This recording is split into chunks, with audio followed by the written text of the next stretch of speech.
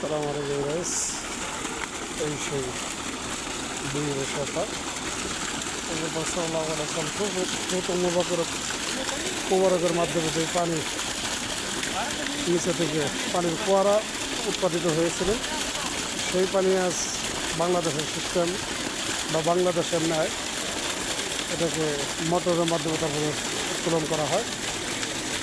তো দেখুন, আল্লাহ সুবহানাহু ওয়া তাআলার অশেষ তার হাবিবের মাধ্যমে মুআজিজা দেখাইছেন আমাদের, এখনও অটুট আছে এবং কিয়ামত পর্যন্ত এটা থাকবে ইনশাআল্লাহ।